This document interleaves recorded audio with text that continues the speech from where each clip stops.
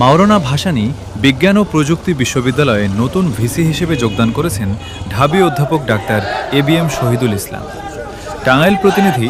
মাওলানা ভাসানী বিজ্ঞান ও প্রযুক্তি বিশ্ববিদ্যালয়ের নতুন ভাইস চ্যান্সেলর হিসেবে আনুষ্ঠানিকভাবে কর্মক্ষেত্রে যোগদান করেছেন ঢাকা বিশ্ববিদ্যালয়ের মার্কেটিং বিভাগের জ্যেষ্ঠ অধ্যাপক ডাক্তার এবিএম শহীদুল ইসলাম। আজ ১৬ মে ২০২৬ তারিখ সকাল ১১টায় তিনি বিশ্ববিদ্যালয় ক্যাম্পাসে এসে পৌঁছেন। প্রথমে ক্যাম্পাসস্থ মাওলানা ভাসানীর মাজারে পুষ্পস্তবক অর্পণ করার মাধ্যমে শ্রদ্ধা নিবেদন করেন এবং মাজার জিয়ারত করে পরিদর্শন বইতে মাওলানা ভাসানী সম্পর্কে অনুভূতি লিখেন ও স্বাক্ষর করেন।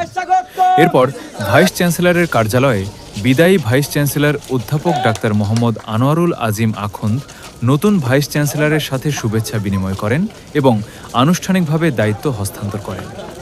দায়িত্ব গ্রহণের পর নতুন ভাইস চ্যান্সেলর বিশ্ববিদ্যালয়ের ডিন, রেজিস্ট্রার, বিভাগীয় চেয়ারম্যান, প্রভোস্ট ও সকল অফিস প্রধানদের সাথে শুভেচ্ছা ও মতবিনিময় করেন।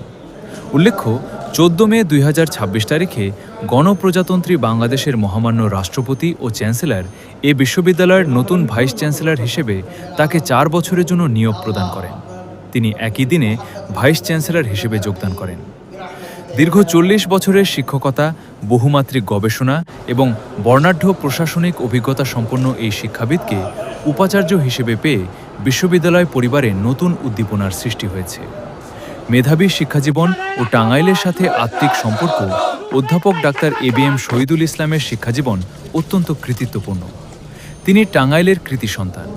সরকারি মাওলানা মোহাম্মদ আলী কলেজ থেকে কৃতিত্বের সাথে এইচএসসিতে ঢাকা বোর্ডে ৪র্থ স্থান অধিকার করেন। ফলে টাঙ্গাইলের এই সর্বোচ্চ বিদ্যাপীঠের দায়িত্ব নেয়াকে স্থানীয়রা বেশ ইতিবাচক হিসেবেই দেখছেন। পরবর্তীতে তিনি শফিকুজ্জামান খান মুস্তফা, টাঙ্গাইল।